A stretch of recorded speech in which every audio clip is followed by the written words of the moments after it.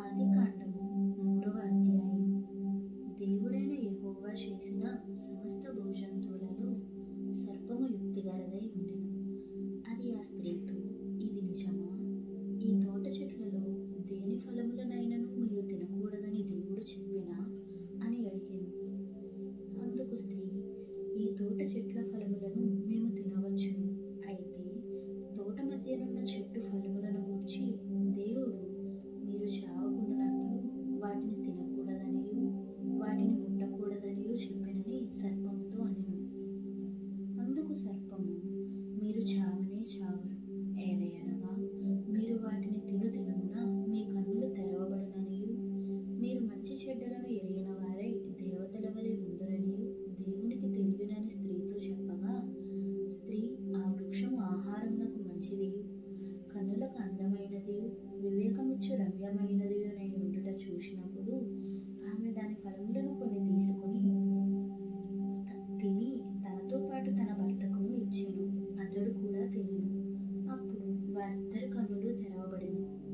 వారు తాము దిగంబరులమని తెలుసుకుని అంజూరపు ఆకులు కుట్టి తమకు కచ్చడములను చేసుకుని చల్లపూటను ఆదామును అతని భార్యయు తోటలో సంచరించుచున్న దేవుడైన యెహోవా స్వరమును విని దేవుడైన యెహోవా ఎదుటికి రాకుండా తోట చెట్ల మధ్యను దాగుకునగా, దేవుడైన యెహోవా ఆదామును పిలిచి, నీవు ఎక్కడ ఉన్నావనెను.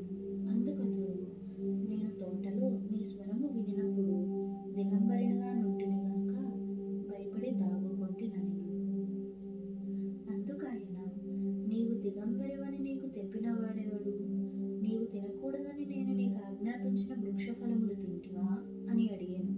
అందుకు ఆదాము, నాతో నుండుటకు నీవు నాకిచ్చిన ఈ స్త్రీయే ఆ వృక్షఫలములు కొన్ని నాకియ్యగా నేను తింటిననెను. అప్పుడు దేవుడైన యెహోవా స్త్రీతో, నీవు చేసినది ఏమిటని అడుగగా, స్త్రీ, సర్పము నన్ను మోసపుచ్చినందున తింటిననెను. అందుకు దేవుడైన యెహోవా సర్పముతో, నీవు దీన్ని చేసినందున పశువులన్నిటిలోనూ భూజంతువులన్నిటిలోనూ నీవు శపింపబడిన దానవై నీ కడుపుతో ప్రాకుచు నీవు బ్రతుకు దినములన్నీయు మన్ను తిందువు. మరియు నీకును స్త్రీకిని నీ సంతానమునకు ఆమె సంతానమునకును వైరము కలుగజేసెదు. అది నిన్ను తల మీద కొట్టును, నీవు దానిని మడిమ మీద కొట్టుదువని చెప్పెను. ఆయన స్త్రీతో, నీ ప్రయాసమును నీ గర్భవేదనను నేను మిక్కిలి హెచ్చించెదను. వేదనతో పిల్లలను కందువు. నీ భర్త ఎడల నీకు వాంఛ కలుగును, అతడు నిన్ను ఏలునని చెప్పెను. ఆయన ఆదాముతో, నీవు నీ భార్య మాట విని తినవద్దని నేను నీకు ఆజ్ఞాపించిన వృక్షఫలములు తింటివి గనుక నీ నిమిత్తము నేల శపింపబడి ఉన్నది. ప్రయాసముతోనే నీవు బ్రతుకు దినములన్నీయు దాని పంట తిందువు. అది ముండ్ల తుప్పలను గచ్చపొదలను నీకు మొలిపించును. పొలములోని పంట తిందువు. నీవు నేలకు తిరిగి చేరు వరకు నీ ముఖపు చెమట కార్చి ఆహారము తిందువు.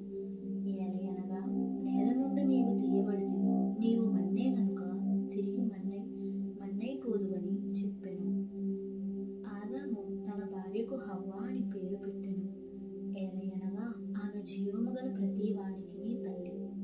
దేవుడైన యెహోవా ఆదామునకును అతని భార్యకును చర్మపు చొక్కాయలను చేయించి వారికి తొడిగించెను. అప్పుడు దేవుడైన యెహోవా, ఇదిగో, మంచి చెడ్డలను ఎరుగునట్లు ఆదాము మనలో ఒకని వంటి వాడాయెను. కాబట్టి అతడు ఒకవేళ తన చేయి చాచి జీవవృక్ష ఫలమును కూడా తీసుకొని తిని నిరంతరము జీవించునేమో అని దేవుడైన యెహోవా అతడు ఏ నేల నుండి తీయబడినో దాని సేద్యపరుషులకు ఏదేను తోటలో నుండి అతని పంపివేసెను. అప్పుడు ఆయన ఆదామును వెళ్ళగొట్టి ఏదైనా తోటకు తూర్పు దిక్కున కెరూబులను జీవవృక్షమునకు పోవు మార్గమును కాచుటకు ఇటు అటు తిరుగుచున్న ఖడ్గజ్వాల